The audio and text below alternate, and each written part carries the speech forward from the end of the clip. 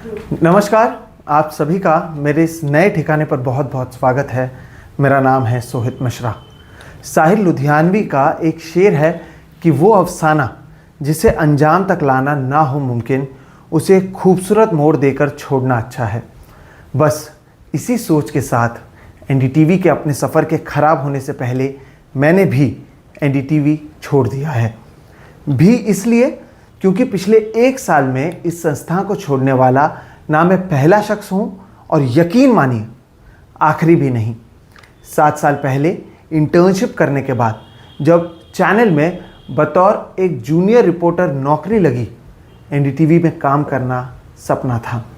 मुझे आज भी याद है कि जब पहली बार मुझे एनडीटीवी चैनल का एक जो व्हाट्सएप ग्रुप है जिसमें ऐड किया जाता है लोगों को जो भी पत्रकार बनते हैं, उस ग्रुप में मुझे ऐड किया गया और बड़े बड़े दिग्गजों को एक दूसरे से अपनी खबर पर बात करते, जानकारी देते देखा।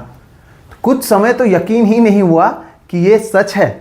अगर आप क्रिकेट प्रेमी हैं और आपको एक ऐसे संस्थान में जगह मिले जहां पर सचिन तेंदुलकर, सौरव गांगुली और सुनील गावस्कर को आप आपस में बात करते देखेंगे तो आपको कैसा लगेगा। बस ऐसा ही कुछ मुझे यहाँ पर महसूस हुआ था। एनडीटीवी की अगर बात करें तो एनडीटीवी में बिताए पिछले 7 साल बेहद खास रहे। जूनियर रिपोर्टर से हुई शुरुआत धीरे धीरे आगे बढ़ती चली गई।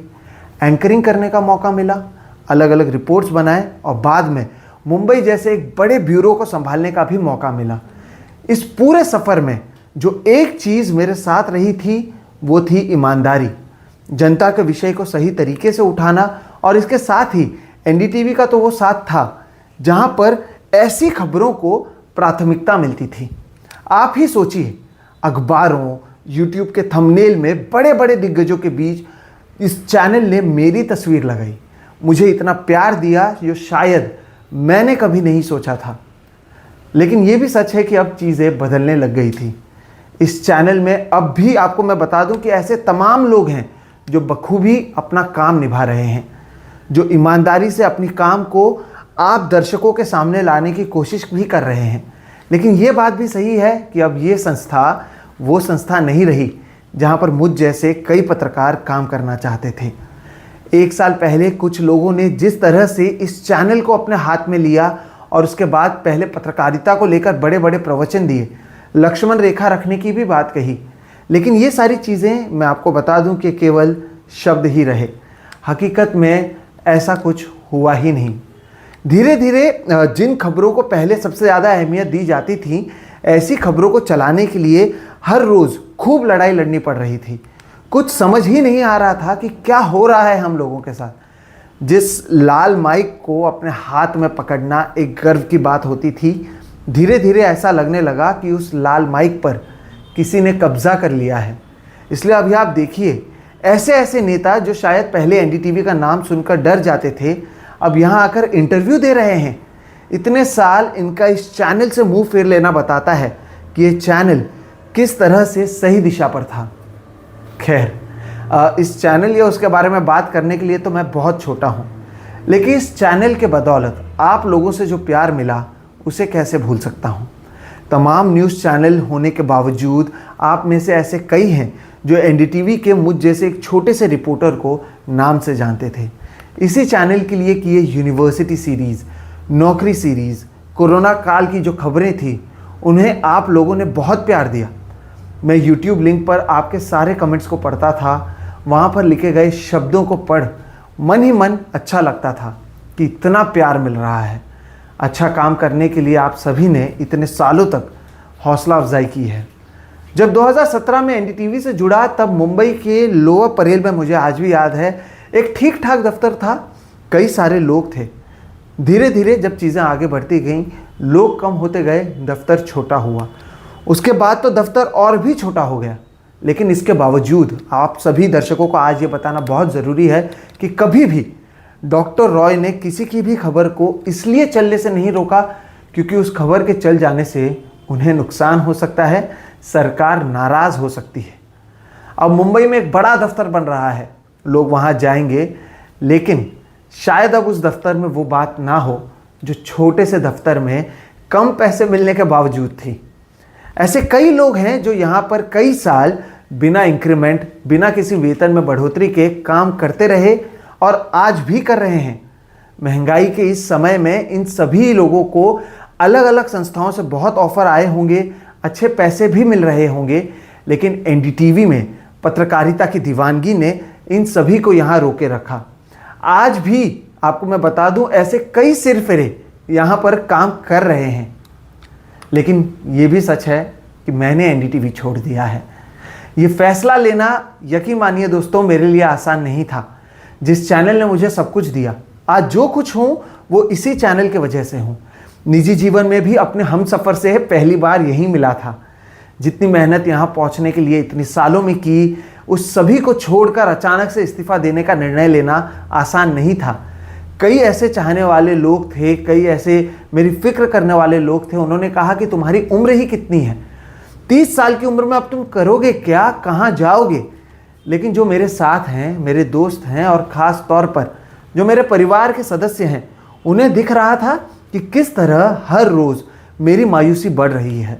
मेरे अपने कई कारण हैं इस चैनल से इस्तीफ़ा देने के लिए, और एक वो फ्लैश पॉइंट भी है जिसके कारण लगा कि बस अब इस चैनल से नहीं जुड़े रह सकते, और तुरंत उसी दिन मैंने इस्तीफ़ा दे दिया। इस विषय पर किसी दिन खुलकर बात करेंगे, क्योंकि उन लोगों का भी पर्दाफाश करना ज़रूरी है जो छुपकर एजेंडा चलाने की कोशिश अब इस चैनल में कर रहे हैं। तो इस्तीफ़ा तो दे दिया, अब सवाल उठा कि इस्तीफ़ा देने के बाद करेंगे क्या। पत्रकारिता, ग्राउंड रिपोर्टिंग और साथ ही साथ सवाल उठाने के अलावा मुझे कुछ नहीं आता है। इसलिए अब आप सभी दर्शकों के बदौलत YouTube के इस नए ठिकाने पर पहुंचा हूं। आप दर्शकों ने यकीन मानिए आज तक मेरा बहुत साथ दिया है। कोरोना काल में जब मोहम्मद जावेद के टेम्पो एक्सीडेंट में मौत हो गई थी और उस पर मैंने रिपोर्टिंग की, तो आपने बिना किसी जान पहचान के मोहम्मद जावेद के परिवार वालों को अपना मान उनकी आर्थिक मदद की। जब मैंने बताया था कि आरे के जंगलों में रहने वाले आदिवासी बच्चों के पास कोरोना काल में ऑनलाइन पढ़ाई के लिए फ़ोन नहीं है, तो आप में से ऐसे कई हैं जिन्होंने फ़ोन की मदद की और पूरे गांव के बच्चे उस साल पढ़ाई कर सके। जब किसी नेता के पास मेरे सवालों के जवाब नहीं थे और 27 बार वो एक ही जवाब बार बार देता रहा, तो मुझे फ़ोन कर आप लोगों ने बधाई दी। आप दर्शकों ने तभी मुझे संभाला है। उम्मीद करता हूँ कि आगे भी संभालेंगे और इतना ही प्यार देंगे।